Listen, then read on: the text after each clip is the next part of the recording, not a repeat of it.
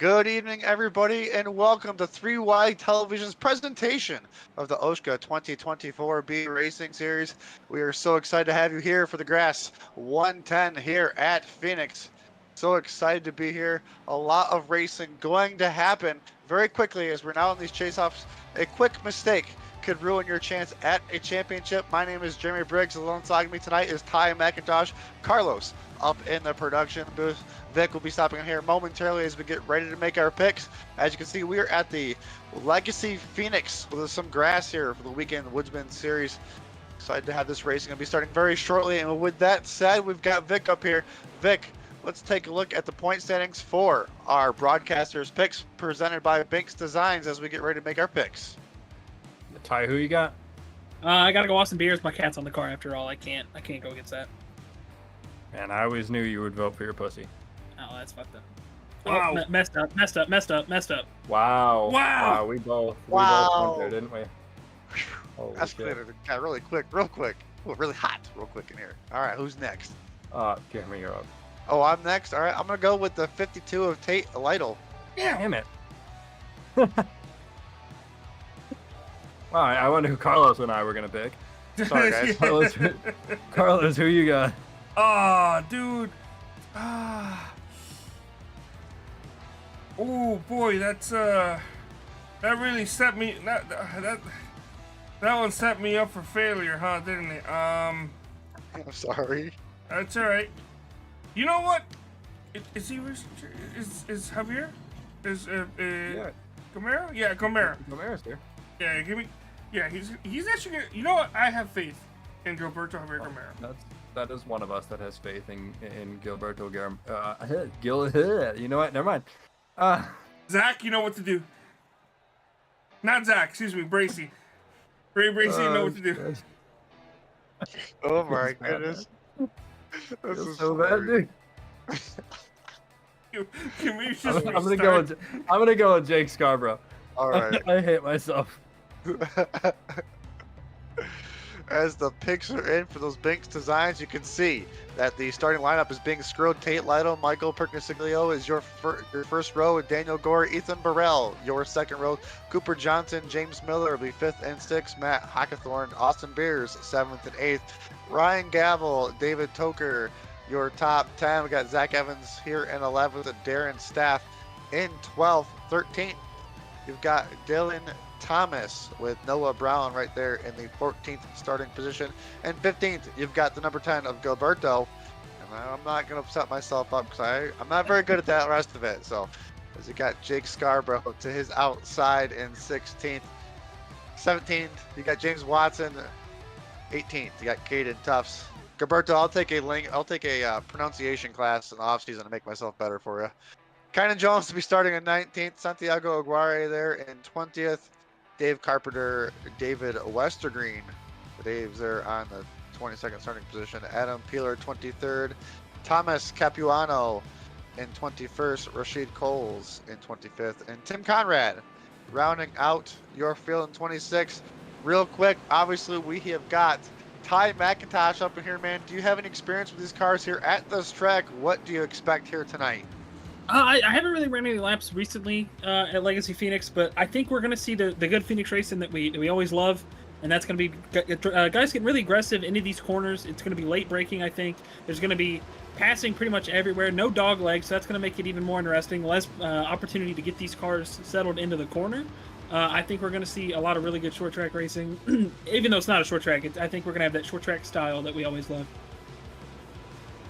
It is called a short track, but it does not feel like one whatsoever, as the start-finish line at this configuration is on the straightaway, which is now coming out of 4 and going into 1, as we're now at the green. In real life, it's coming out of, I think, 2. So as we are now under green here, the chase-offs are underway. Lytle leading the way with Percnisiglio right there on his outside of 28, trying to make the run side by side. No dog leg to cut through there, so these drivers had to stay very close to each other down into turns 3 and 4, coming back to complete lap number 1. These guys trying to be some playoff spoilers. Obviously, this is the first race of the chase. Tate's going to lead that first lap. Michael Pernisigilio has been somebody that we haven't really seen up front a lot this year. This is probably the best start he's had all season. I'm excited to see how this plays out for him. A couple guys that don't have anything to lose, though, besides the team championship, or the owner's championship, sorry, for the 52. So they're going to be sitting it all night, and I'm excited to see it.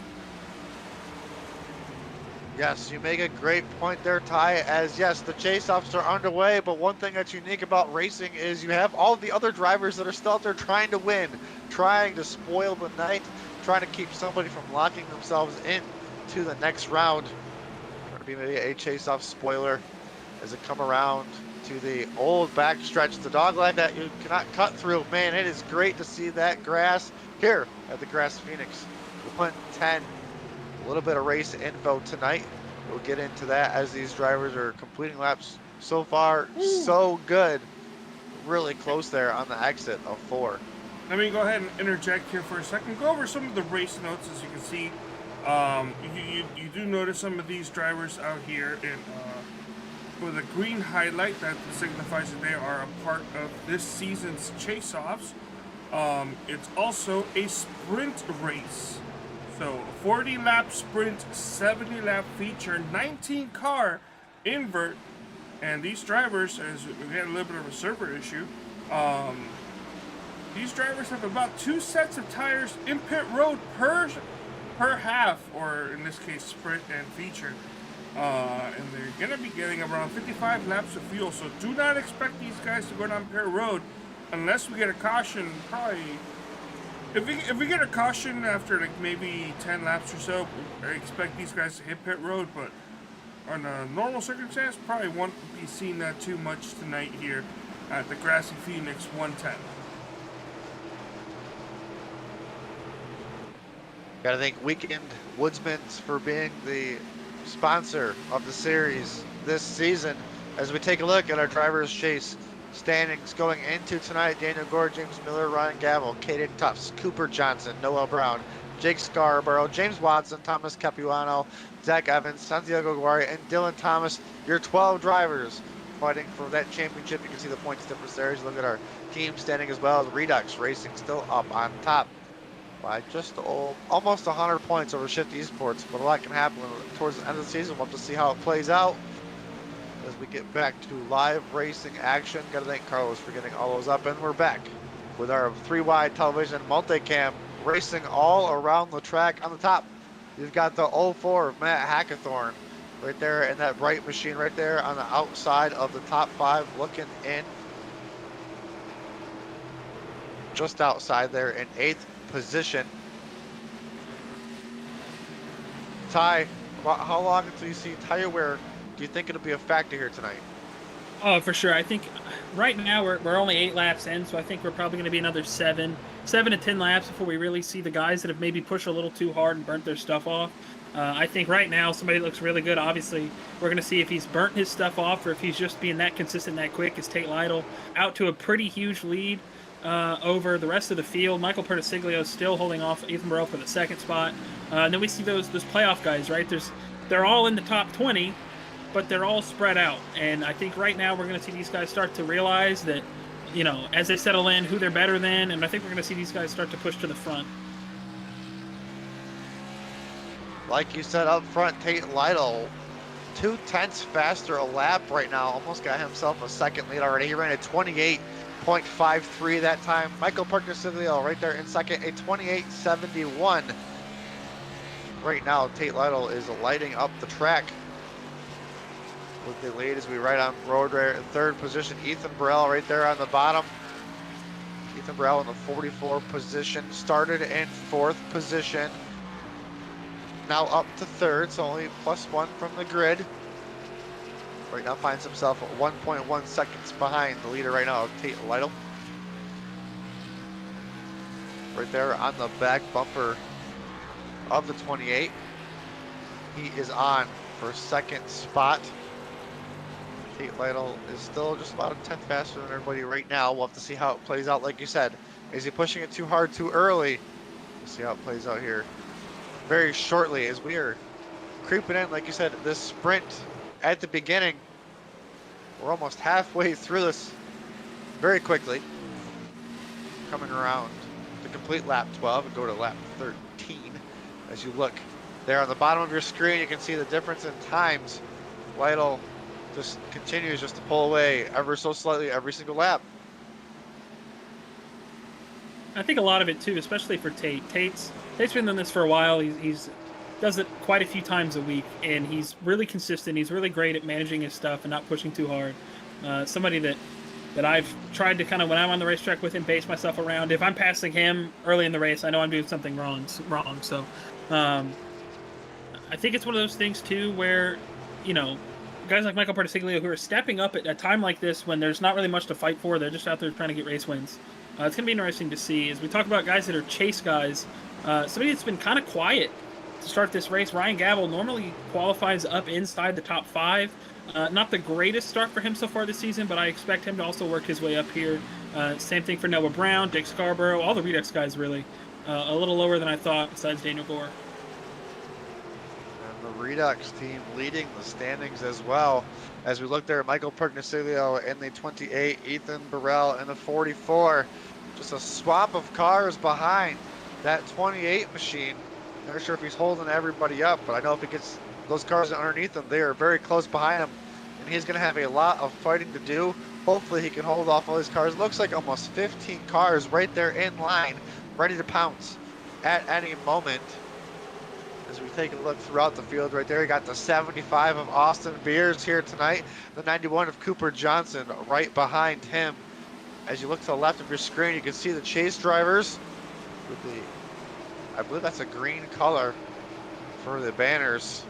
Yes. Signifying where they are, signifying that they are in the chase-offs. Quite a few drivers just scraping that wall right there. You said 12 drivers, all very close right there, 12th to 18th. A lot of drivers really close in that mid-pack. Jason Miller. Wow. Miller with a big moment right there. Maybe still not done. Cooper. In the pack of Thorn. We're You gonna know, be 3 wide back here. James did put out the PSA asking people to stay off his quarter panel. I don't know if it counts if somebody else puts their quarter panel on him. I'm not totally sure. I would still say that it's the same thing, but I don't know. Cooper Johnson, man, has his hands full. And that number 91 3-wide television racing machine right behind him. And that number 32 of David Tooker driving one of his real schemes. I believe it's a Mazda 5 spec series, not the one that we're familiar with. Maybe I believe it's a lower series than that, but driving one of his real life schemes here tonight. As you can see right there behind him, just outside the top 10, the number 45 of Darren Staff. You got Zach Evans right behind him and Noah Brown. These cars all lined up trying to get around the number 91 of Cooper Johnson. We got 22 laps to go here in this first sprint of the Grassy Phoenix 110. Man, these drivers are definitely starting to get their hands full as we're creeping in onto that halfway mark. At the 20 to go mark, we'll be halfway. These drivers are just starting to feel the effects of those tires. Right now, Tate Lytle has himself out to a 2.5 second lead, and he is running a 10th or 2 faster than the whole field at this moment. Tate taking no prisoners in this first half. Right on board with Zach Evans here. Somebody who made the playoffs with having the least amount of incidents, I believe. So that's a good thing for Zach. He's always clean, always out there doing his best. You see on board with him there. Got the white gloves, the little Sunday drive here on Thursday. I love seeing those real life cams. You see these drivers really wheeling these things. Ty, as you know, it's a handful with these cars, especially on tracks that we obviously normally don't run that much. I'm not sure how much practice these drivers do during the week. Cautions out, As we got Jones. a yellow Oh, 73 car of Kynan Jones. Looks like Adam Peeler might be involved as well.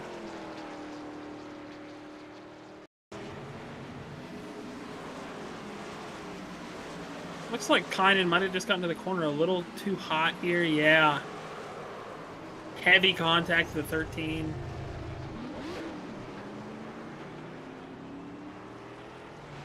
Interested to see if Dylan was able to save it.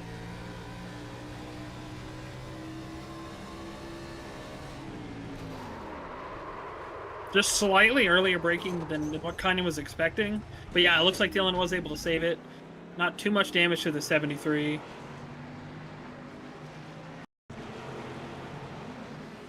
Incident here at the halfway mark.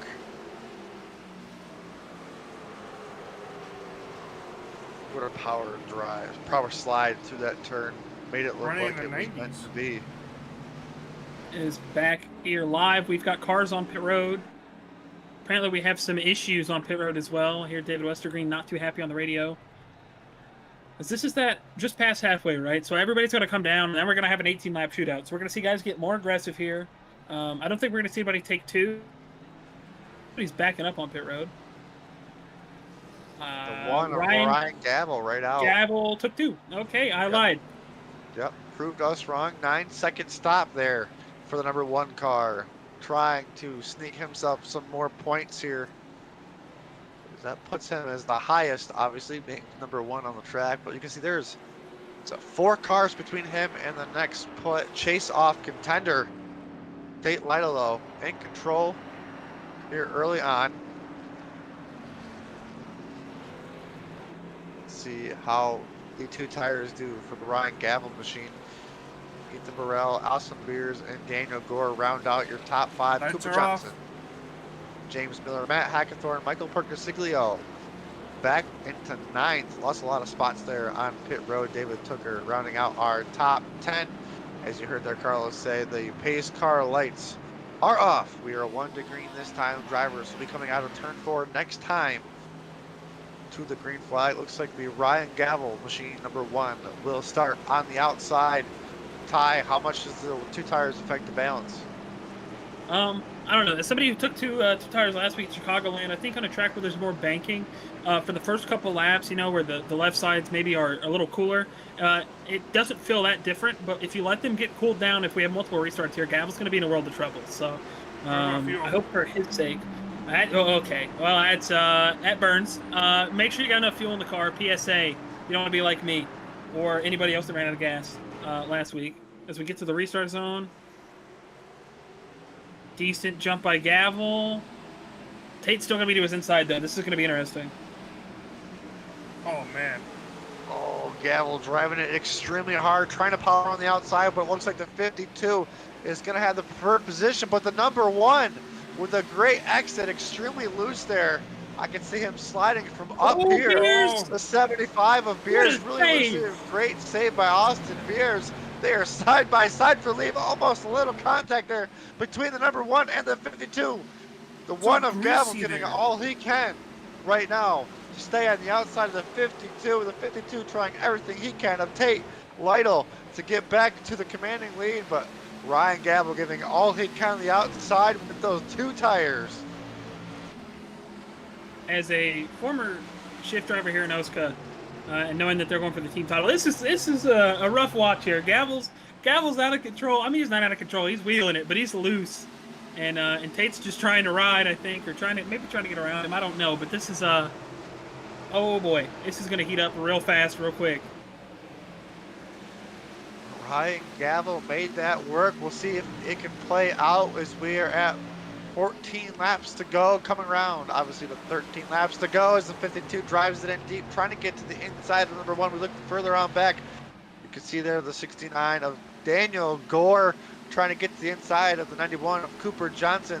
That battle right there is for 4th and 5th. And speaking of drivers, Ethan Burrell now trying to put his name in the mix for the battle for the lead. I think the way that Tate's driving this right now, we're seeing the advantage of the 4 tires. Tate can send it in there really hard and just try to slide Gavel, and Gavel has to really work on that run out. But when Burrell gets under him like that, it makes it really hard for Gavel, and I don't think he's going to really get a clean shot to get back to Tate here unless he flings it in there. You can definitely see the advantage to those 4 tires. Ryan Gavel giving all he can on 2. With 12 laps to go, trying to get every position you can in this championship. Right now, he is the highest contending chase-off driver in the field. Cooper Johnson 2 positions back right there. And fourth, you can see right there. Oh, Gavel with his hands full. That's going to put Ethan Burrell to his inside left quarter panel. It's Cooper Johnson now getting some heat from the 69 machine of Daniel Gore. The battle for second through fifth is on. We'll see if Matt Hackathorn will also put his name in the mix here shortly. Speaking on Cooper Johnson, you talk about somebody that maybe didn't have the regular season he wanted, but finished it off hot, looking to start these chase-offs hot, running in the top 5 right now, looking for more.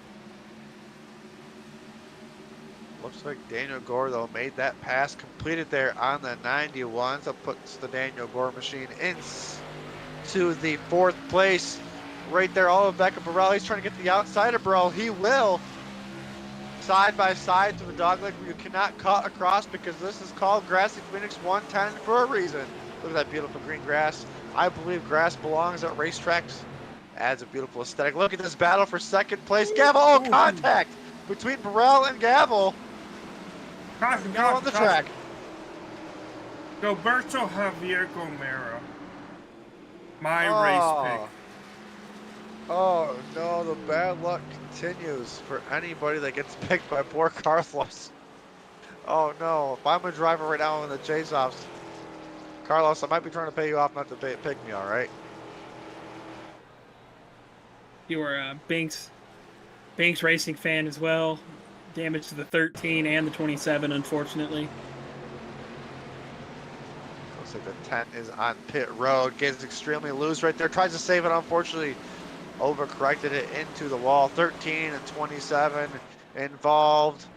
Right to the toe for the number 10 machine.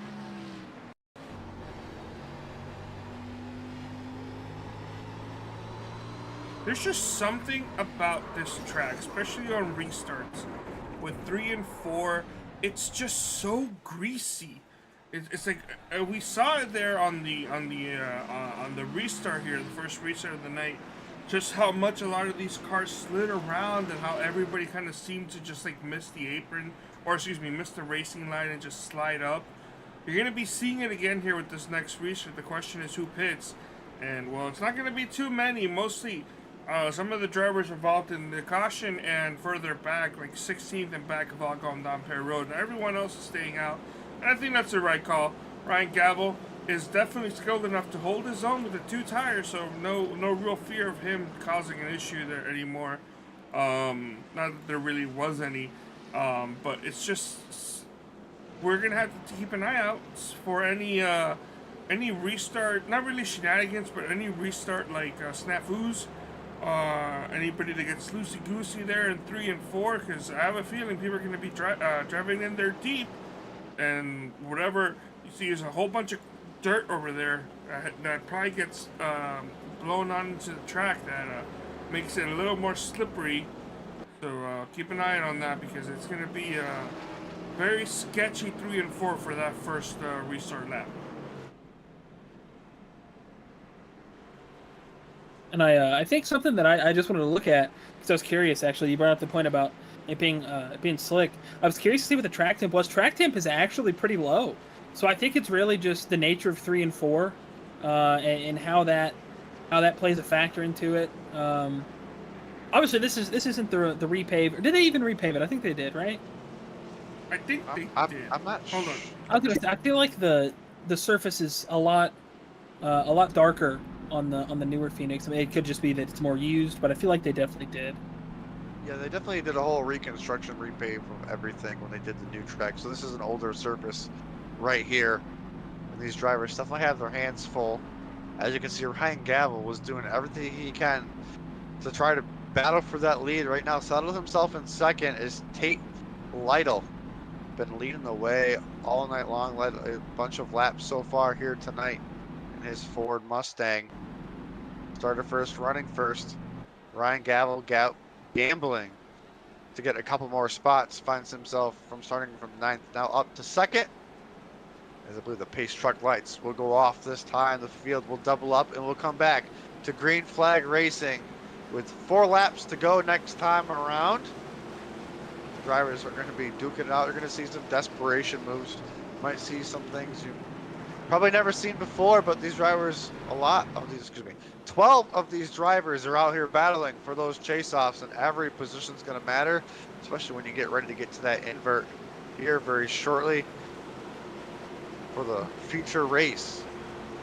This first one was 40 quick laps. Excited to see what happens with that invert, because these drivers towards the front have had their hands full. I don't know how well they can battle back to the field, but it'll be awesome to see. Right now, we still have this race in front of us. Pace truck will make the nice, easy turn, left-hand turn, no spinning out for this pace truck. Coming to the old front stretch, which this is where start-finish lines belong, is pretty much on straightaways. As the green flag is out, and Tate Lytle wasting no time. Get out to a comfortable lead, side by side for second. Burrell Gavel, side by side for that position. You got Cooper Johnson, Daniel Gore right behind them, battling side by side. But as these drivers are battling hard for second, Burrell almost gets to the inside of the 52. Burrell slides up just a little bit to the middle track. Gavel trying to give him room. Extremely tight off of turn 4. Oh, A little contact to the wall for Gavel. Gavel was doing a really good job there of holding these guys off, but I think when they have so much more grip and so much more run off the corner than you have, you just got to kind of, as much as you don't want to, you've got to kind of concede and let them go. Now Ethan's going to look to try to get to Tate Lytle, who's been lightning quick, but a little bit further behind Gavel. These guys are scrambling for the top 10 positions there. Austin Beers trying to recover. Matt Hackathorn running good.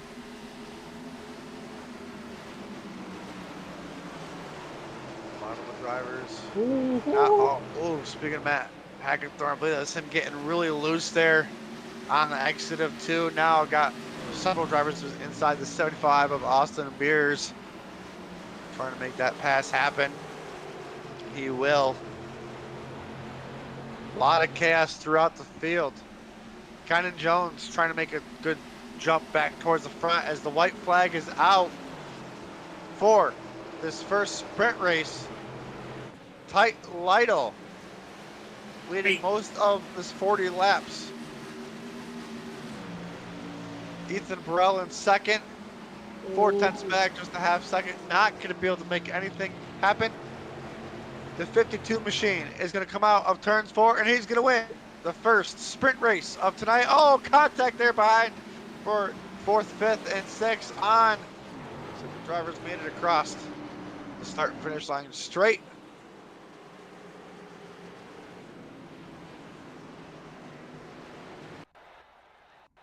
Oh, we can see it there.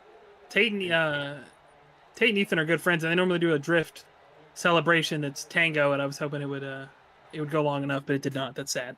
Sad. Yeah, we had everybody kind of finishing around the same time, so we didn't have an extended kind of delay. As soon as everybody crossed our finish line, for the first time after the leader did, iRacing quickly advances to the next session. But we can quickly go over here the race one, the sprint race results. Tate Lytle, your winner. The number 52 Pro Edge Racing Machine. Ethan Burrell there in second. Ryan Gavel third. Daniel Gore fourth. Cooper Johnson running out your top 5. Austin Beers 6th. David Tooker in 7th. Matt Hackathorn in 8th. James Miller 9th. Michael Pergnasiglio there in 10th. Noah Brown in 11th. Thomas Capuano in 12th. Darren Staff in 13th. Dave Carpenter in 14th. Zach Evans in 15th. Santiago Aguirre in 16th. Kynan Jones battling back from that early incident to 17th. Jake Scarborough to 18th. David Westergreen 19th. 20th. James Wanston 21st. Tim Conrad 22nd. Caden Cox 23rd. Adam Peeler. Rashid Coles rounding out your drivers on the lead lap. Dylan Thomas a couple laps down, and Gilberto, as we know, was involved in an incident. Rounding out your field in 26. I believe Vic is up here and ready to make our second half picks. Boy, Vic, we flew through that sprint race. Definitely was a sprint. Good. I'm glad that we went through that so quickly. Carlos, unfortunately, your guy was out pretty quick too. Yeah, man. So you get first pick here. I really don't know who to pick. I think I'm gonna go with Tate Lytle. Oh man, that is. I didn't see that one coming from a mile away. That didn't occur to me that that would be who you pick. It's okay, Carlos, because my pick also kind of sucked. So I'm gonna go with Austin Beers for half two. Ty, who you got? All right, I'm gonna surprise absolutely nobody here. I'm going Ryan Gavin. Oh man, you're the only person that could pick him. So literally, you're the only person other than Neil that could pick him. So real surprise. Jeremy, who you got? Man, I'm trying to figure out who I want to pick. There's so many options. Man, I think I'm gonna go with Thomas Capuano on this one. That is certainly a pick.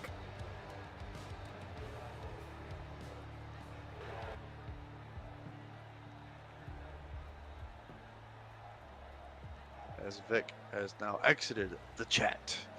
As we got about just over 2.5 minutes left of this warm-up session. Ty, as you can see, 2 tires in that race right there was a handful, but he's able to hold off enough of the drivers to have a positive finish in that.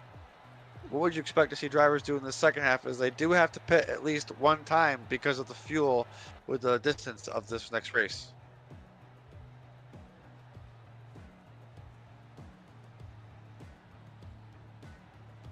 All right. Well, we just had ourselves a very short one, like you mentioned. Now we're gearing ourselves up for the long one. Like you also mentioned, we are going to have hopefully green flag pit stops.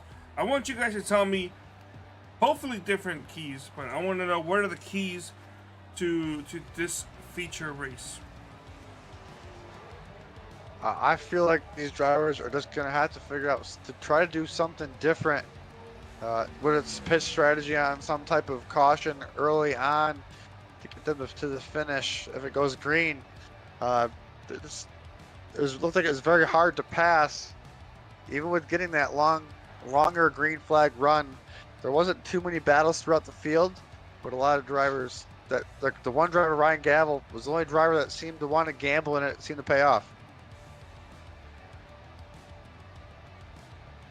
All right, and Ty? I'm Ty's not here. I'm not sure. All right. Okay. I think we lost Ty. That's fine. So that's all right. We got a minute left here. So. Personally, I think we are gonna have green flag pit stops this time by, and the question will be minimizing mistakes going down pit road. It's been a while since we had green flag pit stops on a track like this, especially where it's slippery to 3 and 4. I have a feeling some drivers may not have practiced pit stops, and that could result in maybe somebody giving away a good finish here tonight. And you definitely want to have a good finish here tonight, especially with the chase-offs going on.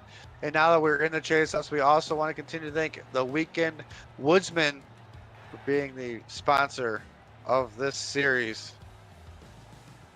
Great to have them on board this season. I thank Carlos over here at 3 Wide Television for helping broadcast this, being the broadcast for this series every week. I thank Vic and all of his team over at OSCA for doing all the hard work to make this happen. Comes down, finally down to the chase-offs. Season winding down. Real life racing pretty much done for everybody, so you'll see.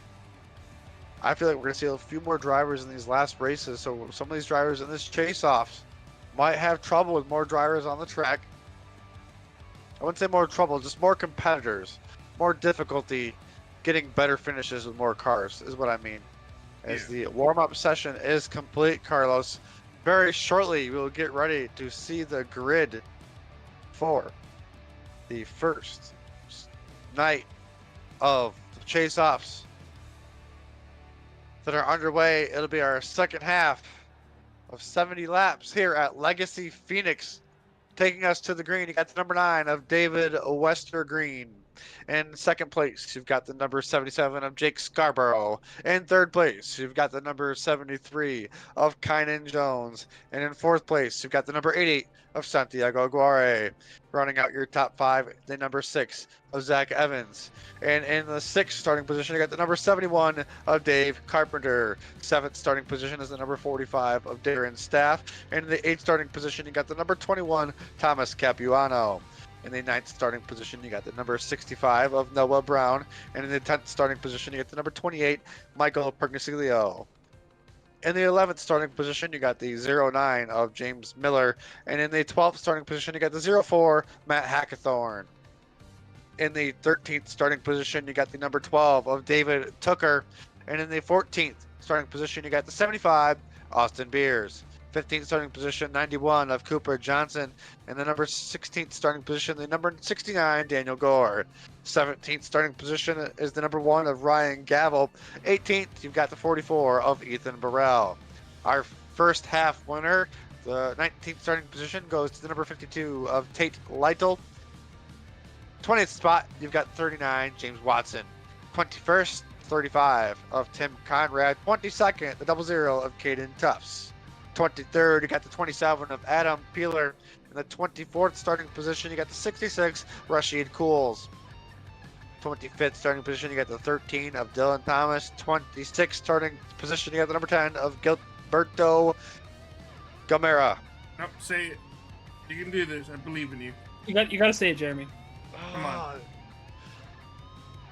You guys are pressuring me into it. Now the pressure's on. I can't do it. I thought about it. I really did. It's close to Just sound it caviar, out. but it's Yeah, not. Just sound it out. Gilberto. I'm gonna botch Come it. on. Say it with me. Javi. Javier. There we go. Yeah. Attaboy. Gilberto Javier Gamera. Yeah. You All said the right. last name before you said the middle part, so I feel like we gotta be able to get through that. Oh, Gilberto whoa, whoa, Javier whoa, Gamera. whoa, whoa, whoa, whoa! Did you see that? Oh no, we've got trouble on the track already. The 77 wasn't there. What? He wasn't beside David Westergreen. I was about to call it out, but then he appeared in the middle of the racetrack and got turned around by somebody there. That's definitely damage to somebody else's car. I think it was Absolute Western chaos Green. there. I don't know. Let's He see, was- is it Jake? He was about a little bit past the gridding spot when he was turned. Oh yeah. Oh, let's see the 09's right there, or the 9's right there. Oh, the 04. Hackathorn. Oh, no. Oh, did the 77 appear right on the top of the 04 right there? Man. That is the unfortunate thing sometimes of the internet world. Jake Scarborough. Looks like he is having some internet issues here tonight. Unfortunate way to start the chase-offs there. Like he's had a couple PC issues that he thought that he was ahead of, and that's really unfortunate to get these chase-offs going. He had a decent run in the first half, I believe. He wrote on the Discord thing, and Xfinity decided to bleep itself. Wasn't my PC for once. Oh, okay. Man. Literally, the internet world strikes again. I have to note, I did have to censor it. As we get ready here, the 9 machine of David Westergreen.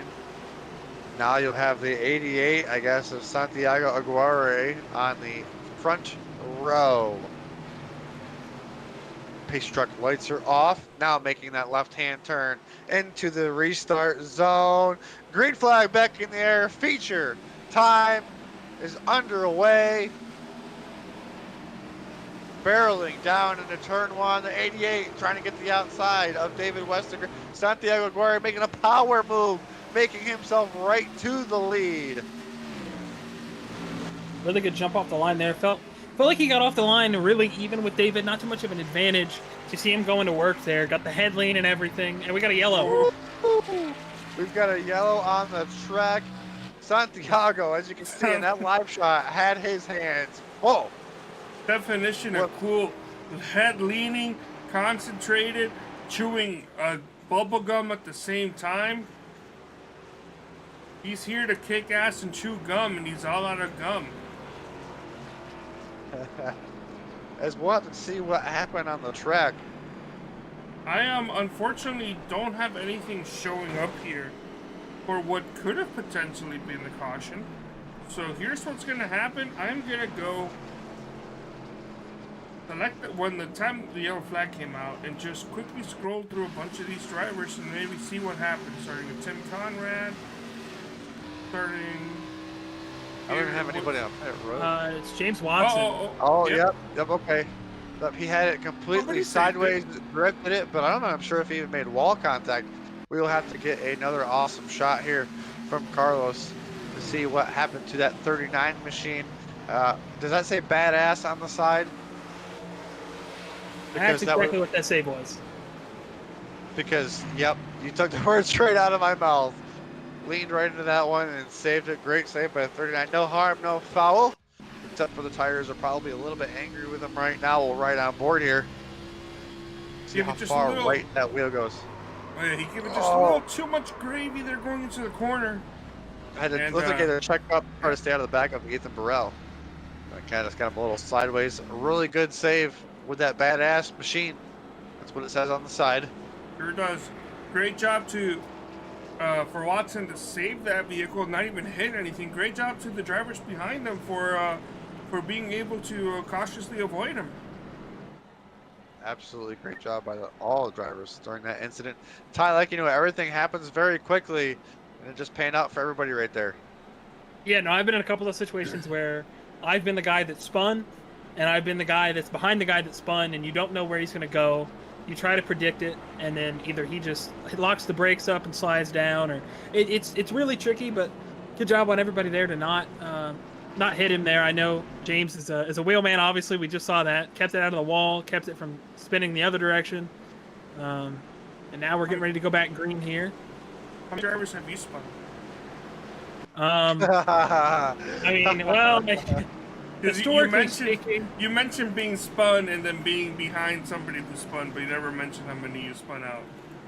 I mean, I remember I got James Miller one time at Charlotte. That was not good. Got a number of people. Netco's got a couple people too, but I don't really keep tally. I try to get them out of my mind and hope that everybody else does. Great to have Ty up here in the broadcast booth, not on the track, unfortunately, as Grassy Phoenix 110 is now back underway here on lap 5 of the feature event. Santiago Aguirre there in the number 8, out to a almost half-second lead already down Legacy Phoenix's backstretch. Yes, the dogleg is the backstretch here tonight.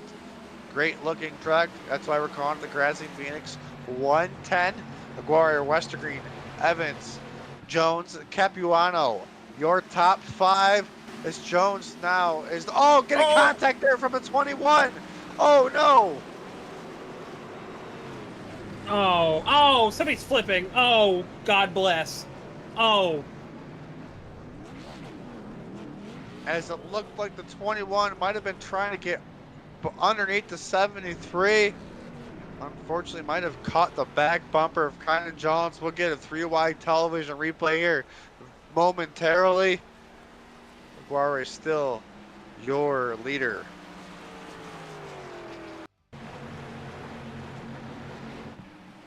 Get a chance to look at this replay final. We'll see the 21 right there. Oh, man. Takes a left-hand turn. Oh, man, just caught him, unfortunately. Oh, heavy hitters in the back. Your partner, Siglio, with the kickflip. That was a good kickflip. My cat was in the wreck. That's not good. Oh, no. Poor Rowdy. Oh, no. Oh. Man, there's nowhere to go. Look at kickflip. Landed it. Broken suspension, too. Unfortunately, that's going to break a lot of cars early on. A couple of chase-off drivers involved as well. including, I see here, 91 was involved, 39 minimal contact. Actually, was it just those two guys? I think it just was, yeah.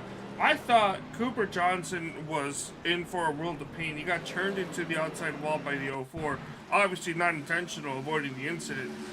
But thankfully, Cooper didn't really hit anything.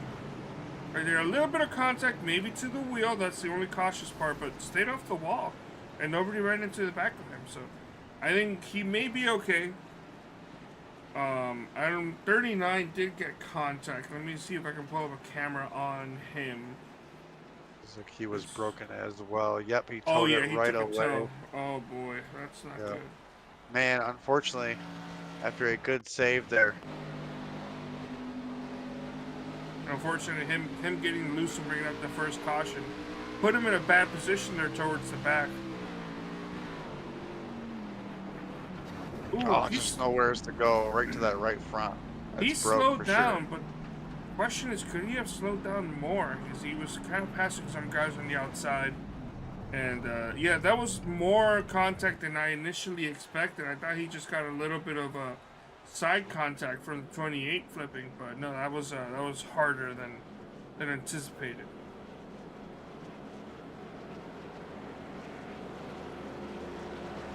Part of that tricky thing too, you know, when we talk about predicting where guys are going to go, looked like James maybe thought that they were going to stay to the bottom there, went high. Unfortunately, couldn't get it wound down enough to avoid that there. But that's just kind of just what happens. You know, you get these pileups on the straightaways where it's tight, and you hope that it'll open up a little bit more in the corners, but it just doesn't. And there's nowhere to go, and there's nothing you can really do.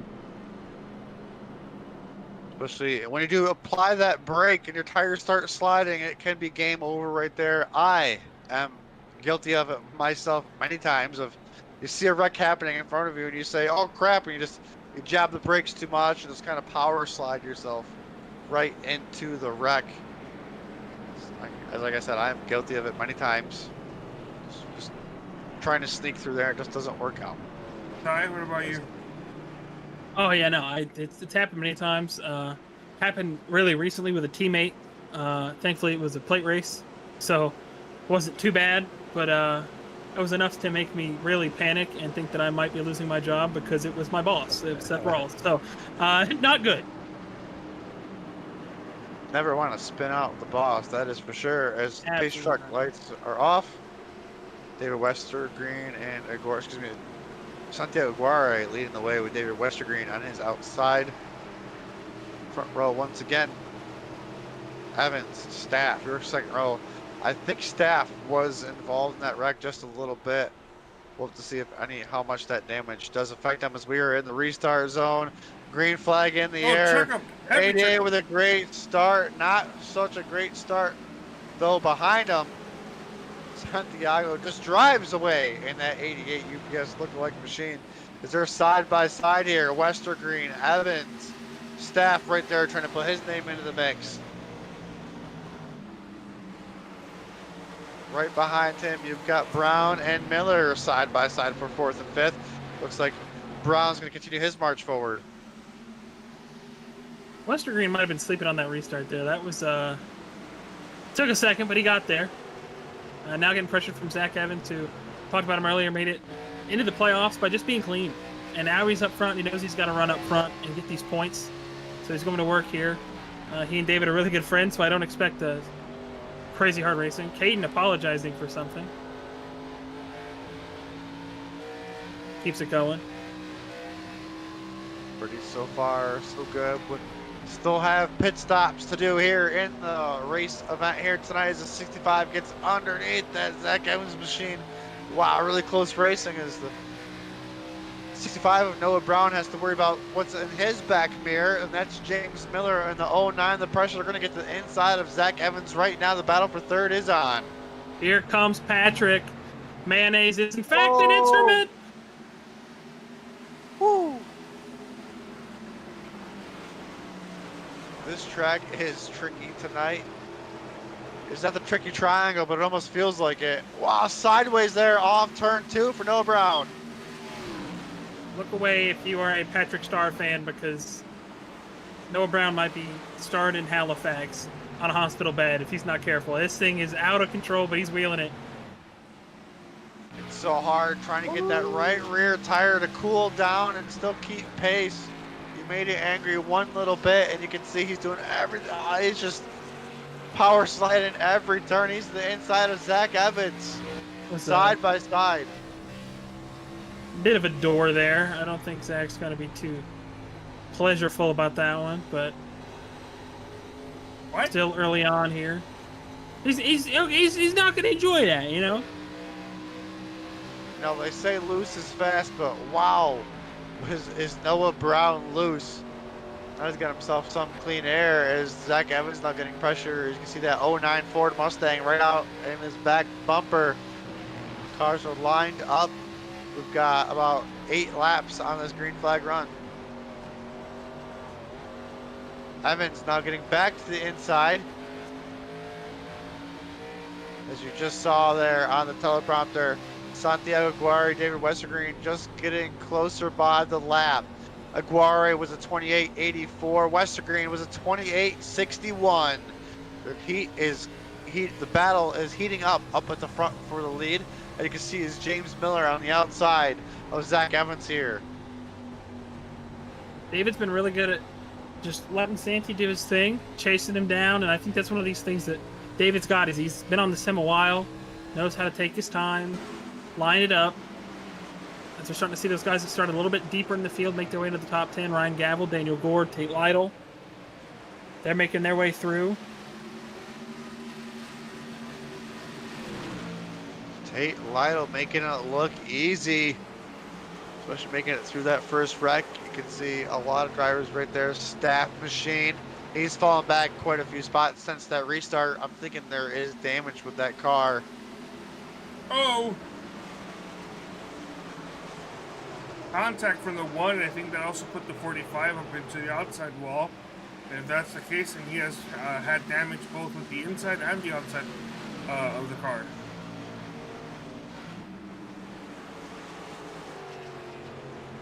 Back at the front, Noah Brown starting to get his name up in this mix for the lead. James Miller falling right behind. I look at that car and suddenly I want a cookie from Timmy's. We don't have Timmy's here, but I would take a Timmy's cookie right now. I'm not going to lie to you.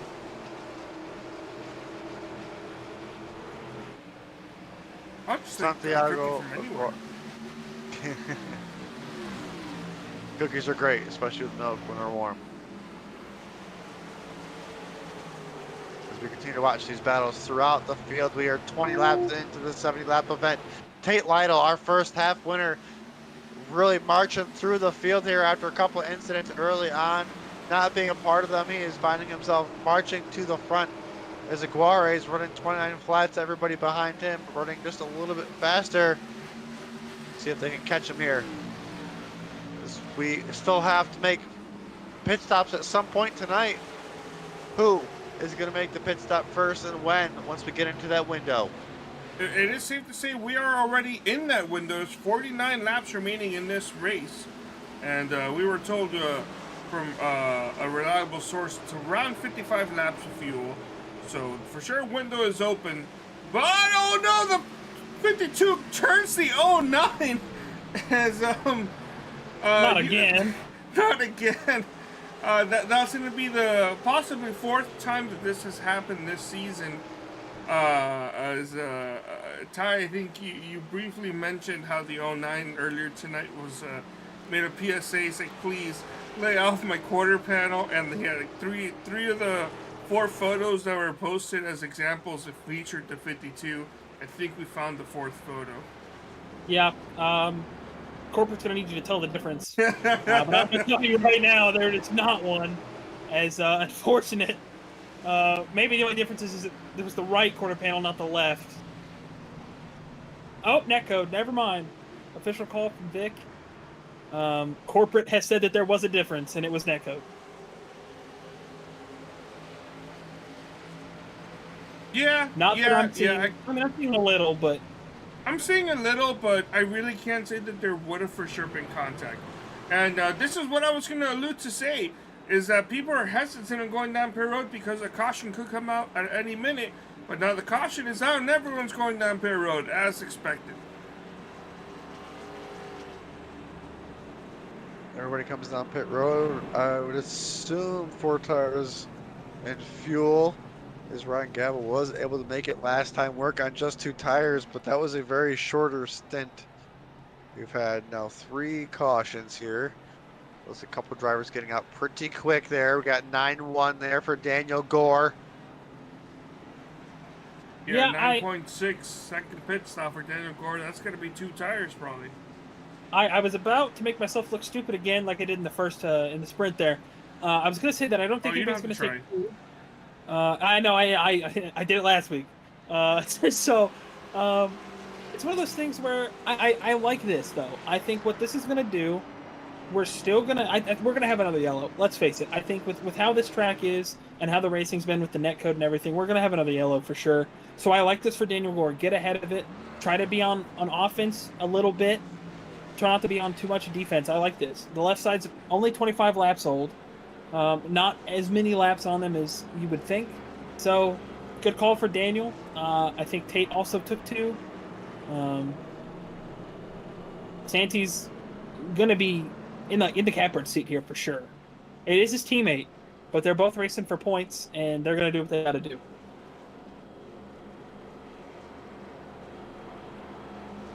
We are now coming around to complete lap 25 of 70 laps of the feature race, the Grassy Phoenix 110 here on 3Y television, the weekend Woodsmen series. Can't believe 2024 B is really coming very close to an end so soon. These drivers have been racing all season long. 12 drivers found themselves into the chase-offs. Can't confirm. I had to replay it to make sure I heard it. Santiago just said that he would wreck his teammate if he had to. So, I feel like that was a little satire, but either way, if I'm Daniel Gore right now, I'm gulping and not feeling too good. He's gonna send it like that UPS car he's got right there, and it's not gonna end. Gonna be one heck of a battle up front, especially with the chase-offs on the line, trying to lock themselves into the next round. Want to touch real quick, Jake Scarborough. He's in 18th after all that stuff that happened there at the beginning of the race. Back on the lead lap. You want to do what? Never mind. What? Anyways, coming into the restart zone here in a second. Daniel Gore, Santiago Aguirre, your front row into the restart zone. Green flag is in the air. We're back underway. Everybody looks like we're rolling pretty good so far. 88 drives down into there really hard. The 4 tires against the 2 tires. Side by side out of turn 2. Aguirre trying to do everything he can right now to make that pass happen to get back into the lead, but look no further back to 3rd place. First sprint winner of Tate Lytle finds himself right there in 3rd place, side by side, the battle for the lead. Daniel Gore trying to make it happen in the Danny G machine. Tate tried to send it out of there on the exit of 4, and it is slicker than snot back there. I mean, I saw that rear end step out, and he wheeled it. He's wheeling it through 1 and 2. That 2-tire call is working for Daniel. It's working for Tate, but I don't know how long it's going to work. It's going to be crazy to see as he sends it again. Oh! Gonna door him a little bit right there. Trying to get every spot he can on this restart. Tate did not take 2 tires. Did he not? No, he has a 14.7 second pit stop. Oh, never mind, front row. Well, that thing is getting work. Trying to get every spot he can. First half winner trying to make himself a sweep winner as we got the 65 Noah Brown sideways out of turn 4.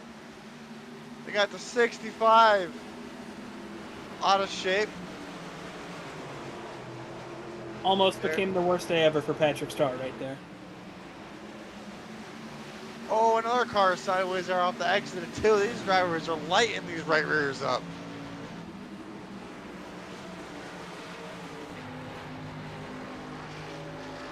40 laps to go this time by. These drivers know this is about as quick as that. This is where the first sprint was. Is that 40 laps? These drivers know what to expect here in these 40 laps. They're going to go as hard as they can when they need to get into every position. With the chase-offs underway, a lot of drivers having a lot of misfortune here in the first and second half. It's going to benefit a lot of these drivers in the chase-offs, but Tate Lytle, a driver not in the chase-offs, trying to play the spoiler and sweep both races. Oh, oh, no! We got that Caden Tufts into the wall. The 10 of Gilberto Javier Gomera into the wall. Zach Evans, me no fine. No.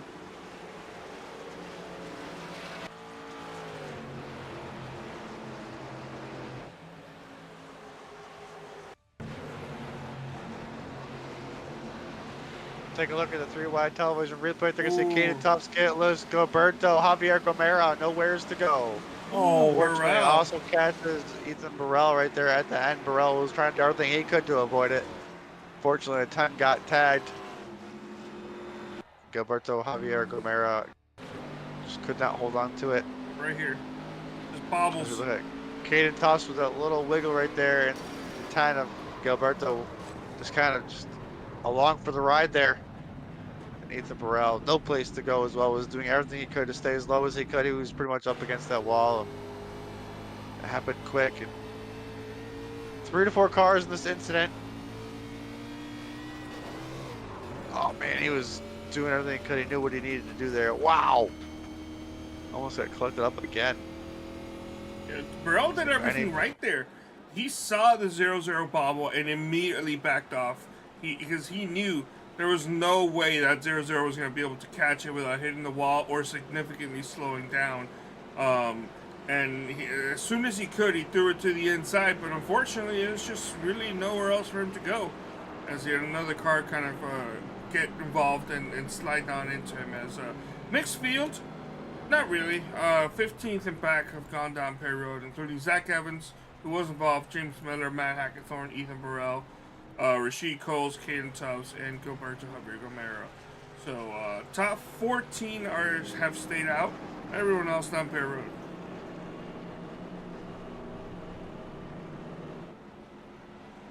As the drivers go down pit road to service their vehicles. They'll be coming around to be at the halfway mark here with the 4th caution. Ryan Gabble looking solid so far. Started, I think, in the 17th position there with that 3rd place invert up to P5. And that was your pick, I believe, correct? It was indeed. Gabble, right. he's an interesting fellow. He's funny. You know, he'll take you by surprise. You don't expect some of the things that come out of his mouth, but you get there. My favorite thing to describe a race car driver, #1 quality, he's funny. Well, I mean, when you're sitting there and you're trying to race, you know, and you've got him in your ear, just screaming or whatever is going through his mind in the moment, and you hear it, and you're trying to control your stock car, it's not good. It does not make it easy. I agree with you. I've once crashed out of the 24 Hours of Daytona because my teammate decided to crack a funny joke, and I laughed so hard that I messed up the bus stop and ruined the race. It's torrential.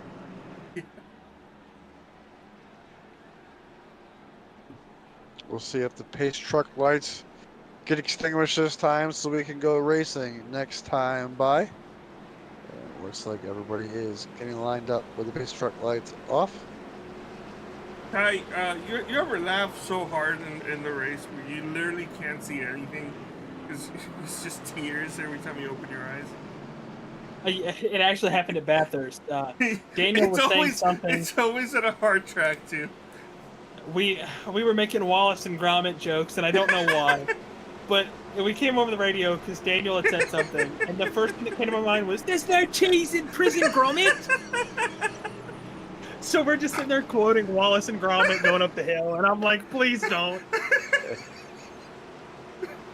think there was actually a point you were talking about how we were laughing on the broadcast, and that's what was going on. So I wish we had the audio from that, because it was a great, 3 minutes of just everything. Oh, man. Pace truck makes that left-hand turn once again.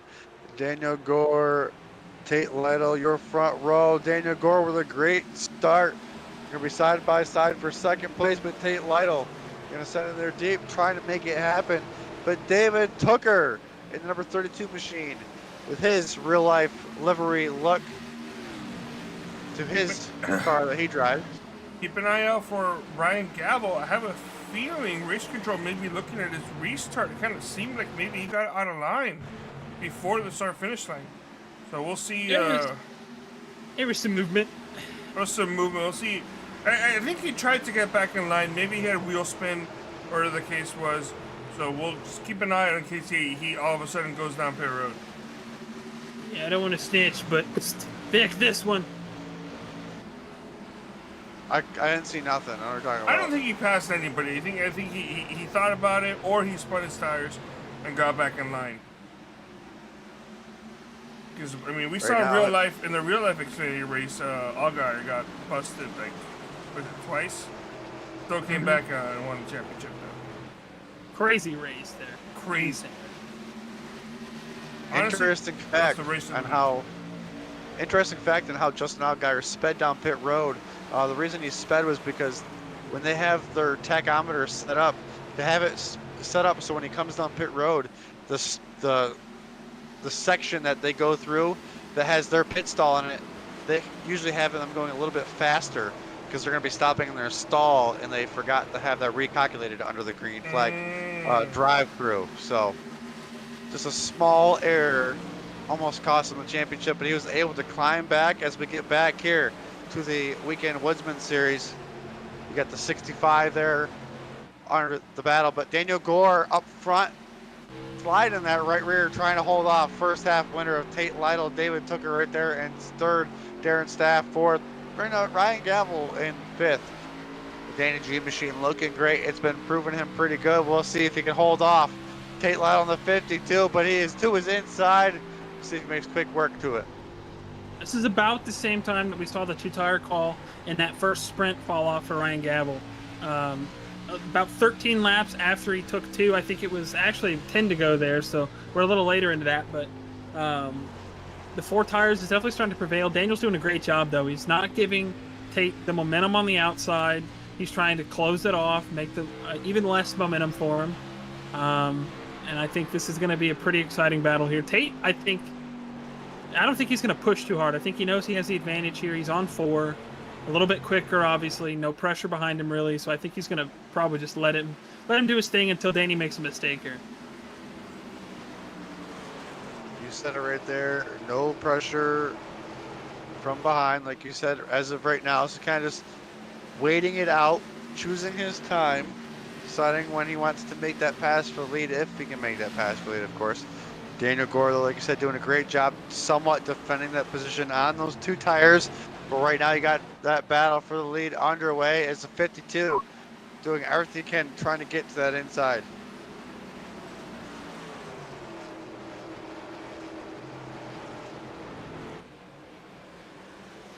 Great battles here throughout the field with 3-wide television and multi-cam. On the top there, you got the battle for the top 10 position. Aguirre, Burrell, Dylan Thomas, David Westergren there battling for the top 10. Ooh, a little bit of movement out of both of those cars there as Tate might get clear. And he will. He will make that pass. Half one winner back to the lead on lap 44 of 70. I'm guessing everything's all good in the Ryan Gavel camp. No, nothing called yet. I think normally Vic would have already looked at that by now, so he might be in the clear there. Yep. Good news for you, as well as Ryan Gavel. Yeah, obviously I think that the real thing there would have been the absolute master fumble that would have been for my pick hopes. Obviously contending for the championship there with 35 points or whatever it was. I'm the favorite here. Look at the odds. Vegas, where are they at? Looking at the odds, a lot of drivers in the 12 driver chase off field, trying to capitalize on decent nights. Tate Lytle pretty much taking care of those wins so far. We'll see if we can sweep the night with 24 laps to go. Anything can happen. Daniel Gore right there in second. Right now, Tate Lytle up front running 28.64s. Nobody else throughout the rest of the field in 28.6s. So Tate on a different level. And I think this is a situation that I just thought about, right? I think we had, what, everybody but the top 4 at the time pit for a second set of tires. Is that right, Carlos? Yeah, I believe that's correct. Yeah, with the exception of Gore. So this is going to be kind of crazy if we get a yellow right now. Because a lot of these guys are going to be in a pretty bad spot. And these guys that stayed out, like Tate, or you know, they're going to be in really good shape. And I think that's what they're hoping for at this point, is if it comes at a point where they can use those tires. So they're either hoping for a yellow within the next 5 or not one at all.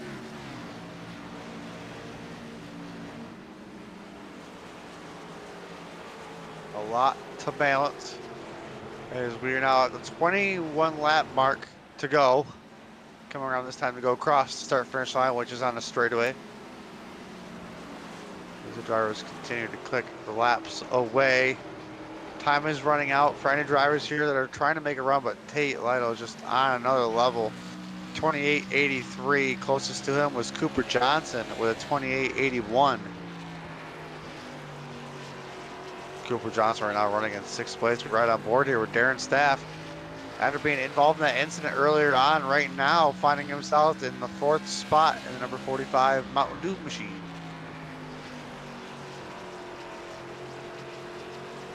Always enjoy Darren Staff's schemes, changing them up every week. Big Mountain Dew connoisseur, and I was gonna say I'm a big Mountain Dew fan myself. Yep, so I enjoy it every week. Code Red for sure. I have to agree. Code Red's probably one of their best, besides regular Mountain Dew, of course. I mean, you know, you got the Holiday Brew. That was a good one. I never tried the watermelon. I'm not really a big watermelon flavored guy.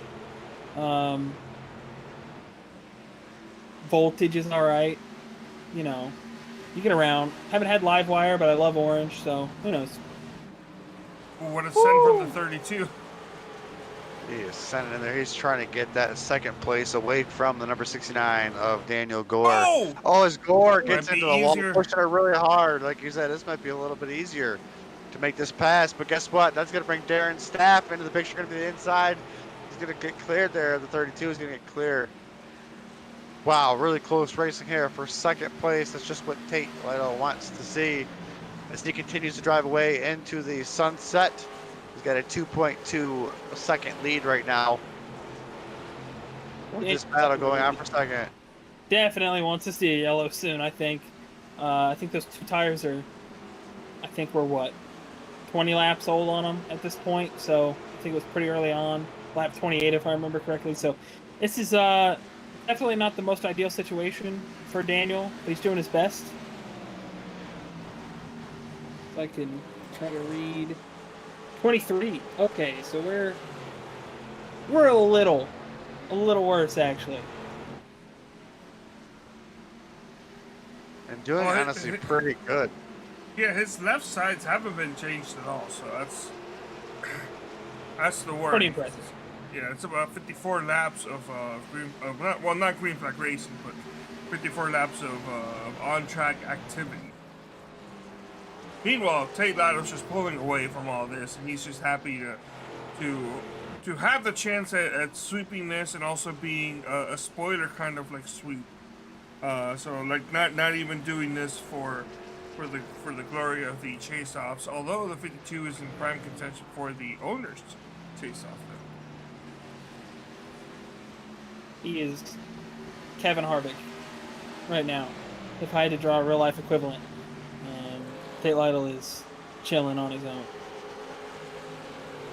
On his own level is correct. 28.95 to 29.12s Only driver really at the time that was putting laps down competitive was Cooper Johnson, who has now found himself to the back bumper of Ryan Gavel.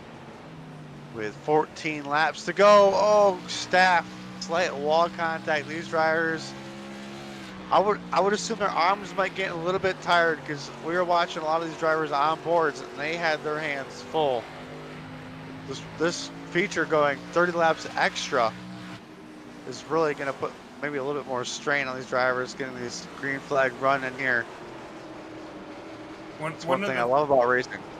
One of the things Darren's staff has been working on, one of his weaknesses is kind of longevity, being there at the end, because he's fast, and without a question, but he's, whether it's due to overdriving the car or mental mistakes or just simply being involved in other people's messes, just isn't able to hold on to that top 5, top 10 spot and kind of fades heavily towards the end of the race. So with about 12 laps remaining, there's still plenty of time for him to make a mistake. Like we saw him, I think, almost do or partially do. But he's been working on improving himself and being there at the end, saving his car. And right now, if he can stay there in the top 5, even top 10, it's going to be a successful night for the 45 machine.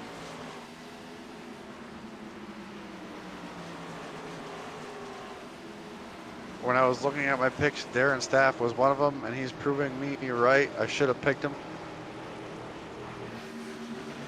He's been really consistent, and that's been one of the things that, to your point, I think he's definitely done a lot better at being consistent and putting the car up top in qualifying and being able to stay there the whole race. And it's something that, as somebody who's raced with him, it's nice to see that he's improving and getting better.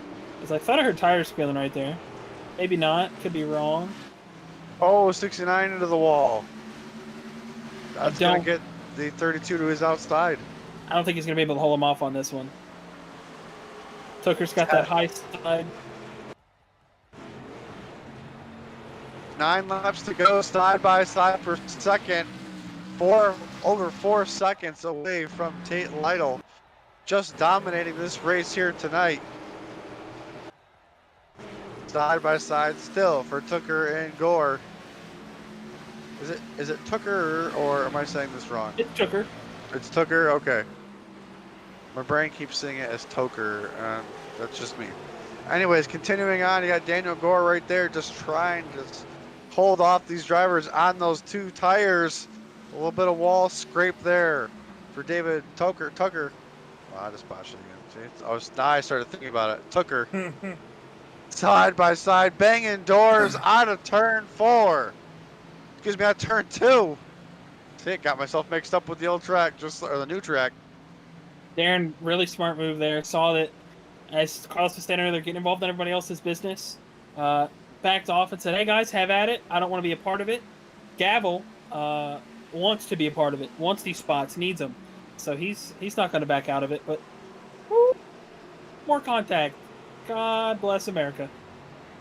This is some awesome racing with 7 laps to go for second place. 5.5 seconds away from the lead.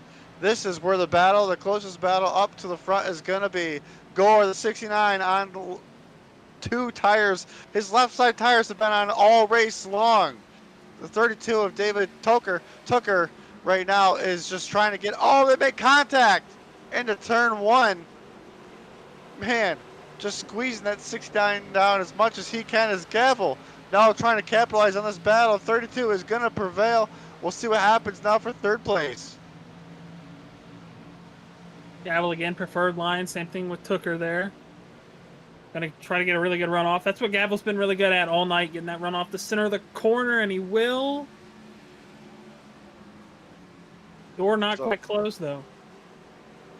Not making that pass just yet, but I think a lot of drivers are starting to see that if you want to get around the 69, the easiest way might be just to go around the top side, or I would say the middle, as we are now under 5 laps to go in the second half of our Grassy Phoenix 110. From the 19th starting position, our first half winner, Tate Lytle, is going to find himself out now to a 6.5 second lead with 4 laps to go. No looking back. The rest of these drivers are praying for a caution to give themselves a chance to maybe just steal one out. Oh, we got a car going to the grass. I think that's where she calls. Who's He's just trying to technically get out number the way. 66. He is the number 66, running the number 29 for some reason tonight. He will get out of the way. 3 laps to go here tonight. 69 hit the outside wall in the exit of 4, but the 91 was so close to the back bumper, didn't really have a chance to react in any other way other than just slow down a little bit. As what could have been a prime opportunity for Cooper Johnson to make up a pass there on the 69 has kind of resulted in both of those kind of stalling out a little bit. But up front with 2 laps to go, you got Tate Lytle, 7-second lead almost. Look at this battle for second on back. David Tooker, Ryan Gavel, Daniel Gore on 2 tires, Cooper Johnson in 5th. Darren Staff just trying to make it to the checkered flag right there in 6th spot. Like we said though, up front, white flag, final lap for Tate Lytle. Like I said earlier here, started 19th, made his way back to the lead, avoiding all of the earlier incidents. Once he got to the lead, he drove away over 7-second lead. Coming through turns 3 and 4 this time. Contact for the wall for Daniel Gore. But up front, coming to the checkered flag at the start-finish line, Tate Lytle sweeps the Grassy Phoenix 110.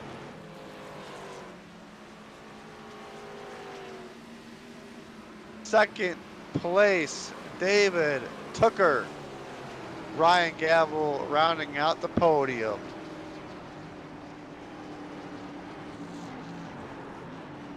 What a clean, refreshing race. It just both halves too. Yeah, both halves here have been so phenomenal, so fantastic.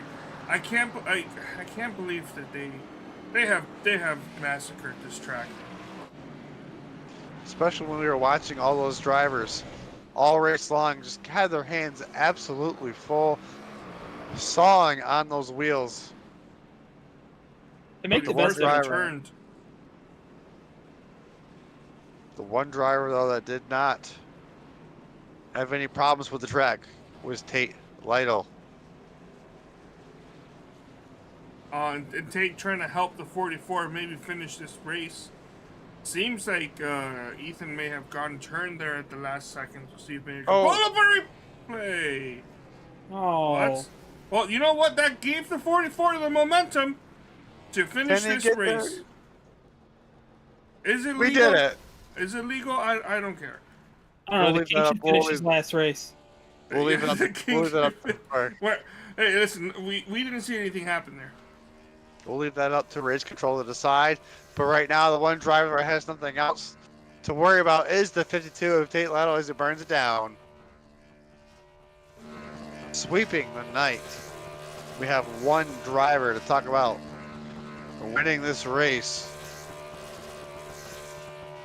What a burnout. I was gonna say, that's some smoke right there. Snoop Dogg would be proud. Absolutely.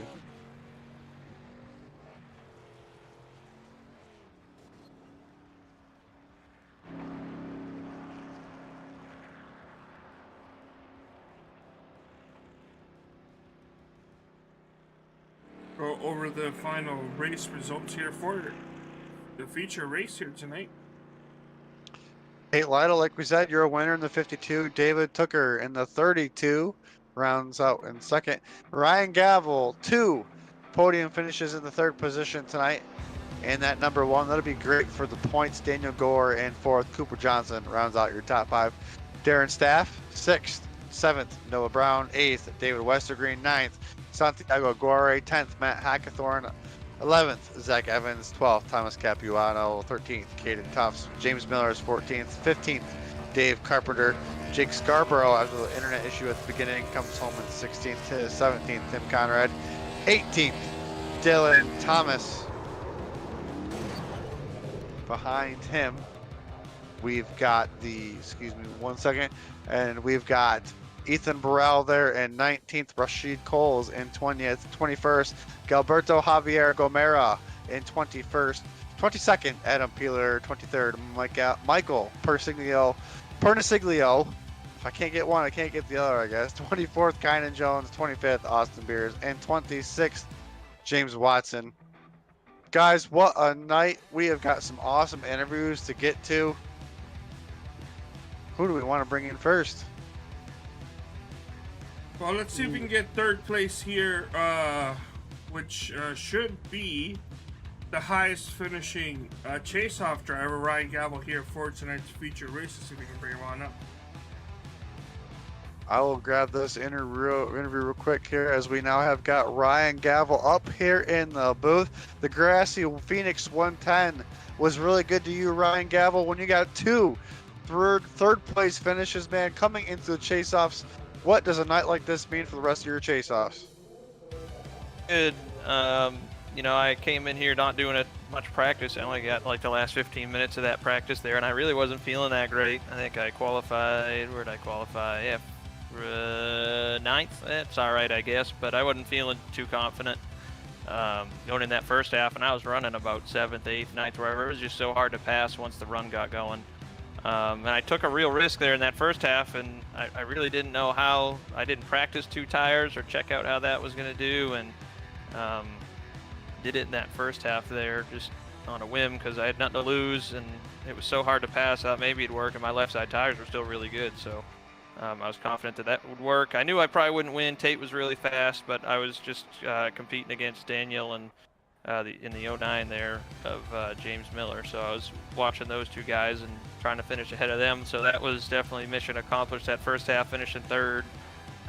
Second half, I finally kind of figured it out, had some speed, had a lot of luck coming up through the field as well, which helped out, and yeah, hung on to 3rd there, got by Daniel at the end. He took 2, and that long run at the end definitely didn't help him, but I think he probably got me by a point because I got a 1x in that second half. But I think overall a net gain, a little bit on Daniel, and I know James had some bad luck there in that second half, so knocked a bunch off of his lead over me. So yeah, definitely helpful to get all those points over those guys tonight.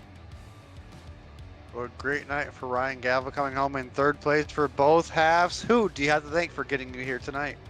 Yeah, thanks to all the boys at Shift Esports, of course. Me and Gilly were in the Discord there, and Tate, of course, going back to back. He spanked us pretty good tonight. I don't know. I was watching his lines and qualifying and practice and stuff, and I was trying to follow what he was doing, and I don't even know how he was doing what he was doing so good, because I tried it and I couldn't figure it out. So he had something figured out for sure. So that's obviously good for the team points, and yeah. Well, thank you guys up in the booth, of course, and thanks to Vic for running everything. I think it was a pretty smooth night, couple little things, but overall pretty clean. That last run at the end there was, I want to say it was fun. It really wasn't. It was hard to pass and really tight, so it wasn't the most fun thing in the world, but it was good either way. Good, clean racing. So just a couple incidents, but the racing was really good. We appreciate your time, Ryan. Hopefully we'll speak to you soon in the playoffs here shortly. Let's hope. Thank you, guys. Ryan Gavel, your 3rd place finisher in both features, the sprint and the feature there. We'll grab in the next interview if Ty wants to talk with this one. Sure, let's do it.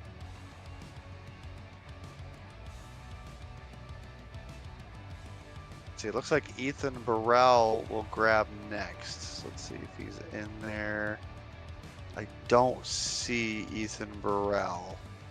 So next up from that, let's see, we'll try to, yeah, we'll grab David Tooker because we'll try to save the winner for last, of course. David Tooker, you're up here in the booth. I am here. What's going on, guys? Not much, buddy. So you got 7th and half 1.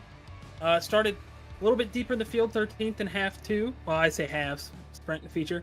But you were able to get 2nd there, get around Daniel after fighting him pretty hard there. 4-tire call there at the end. So walk us through your race, how you felt getting back through the field there for half 2, and how you avoided everything.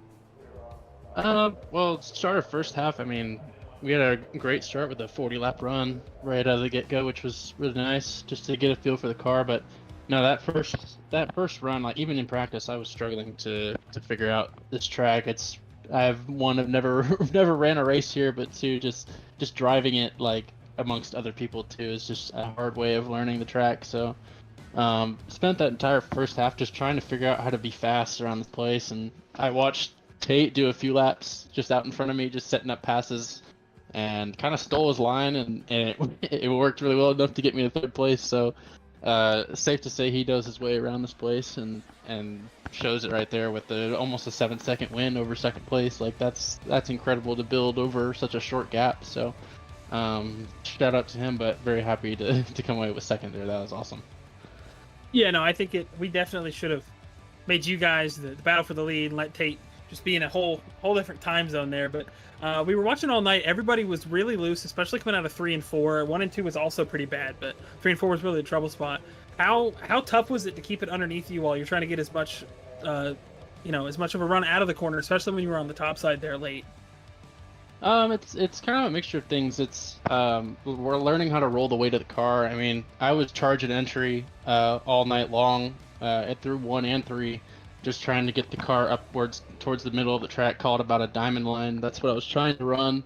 It typically seems to be the fastest line around there, and it's purely just because where the rubber's at least off of 2, and especially there's a little bit of a banking change off of the exit 2 as well. So you're on throttle with the off-camber turn. It makes it kind of hard for the rears to stick, especially with so much power that we have.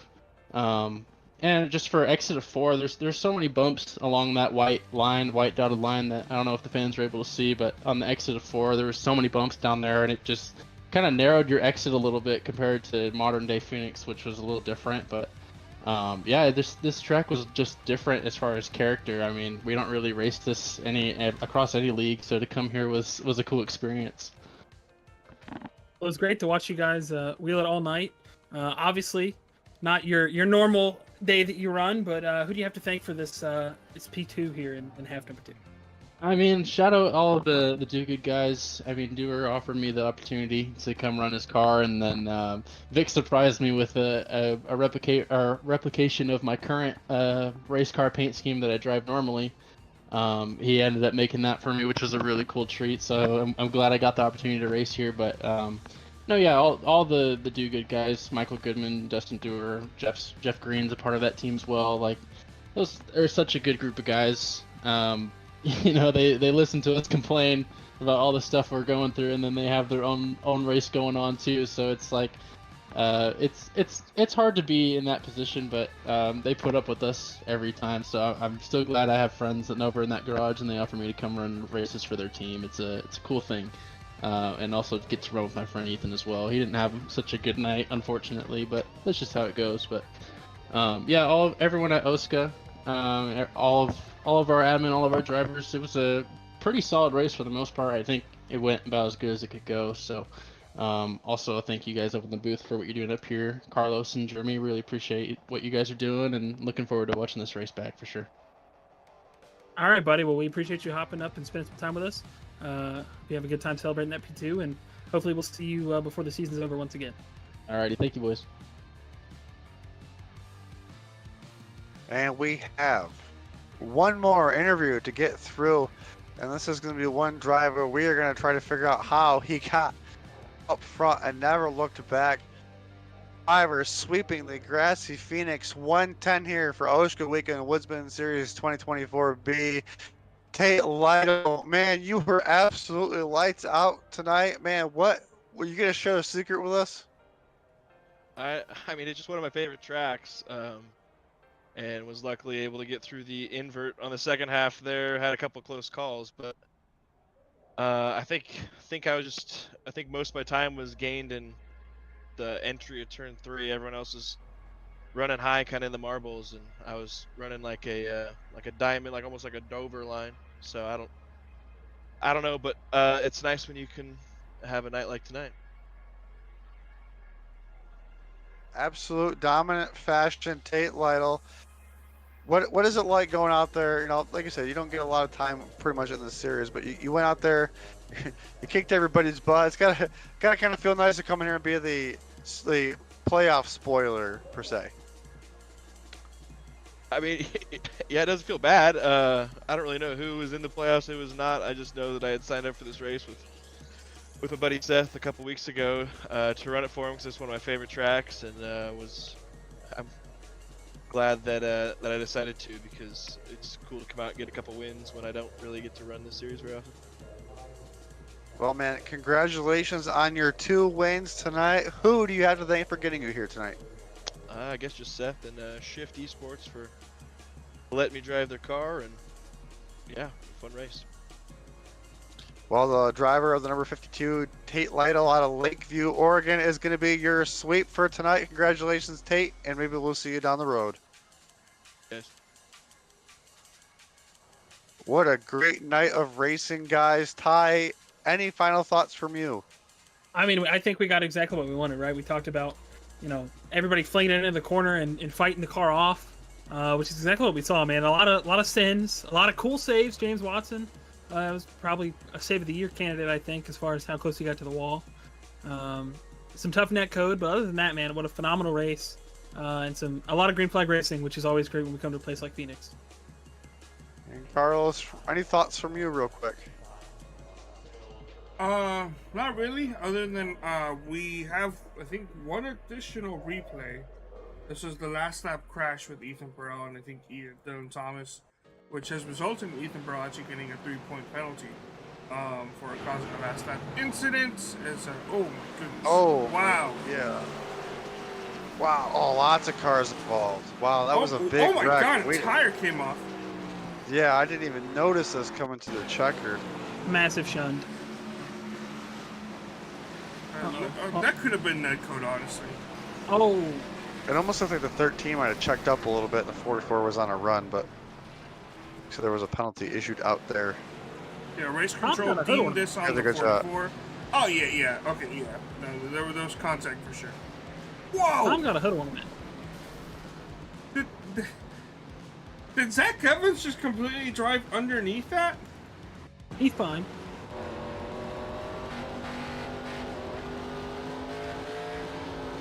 The car up in the air, off of that one. Yep, 100%. Wow! The tire. Oh, what a great shot, Carlos, to get it right to that rear cam like that. Awesome shot, Carlos. Thank you for grabbing that replay. I can't believe I missed that coming to the checkered. And on that note. From everyone here at 3 Wide Television, everyone from OSCA Racing League, this was another presentation from 3 Wide Television. My name was Jeremy Briggs. Thank you, Ty McIntosh, for coming in here tonight. Thank you, Carlos, for doing all the production work from behind the scenes. Great race to start the chase. We'll see everybody at the next one. Hope to see you there.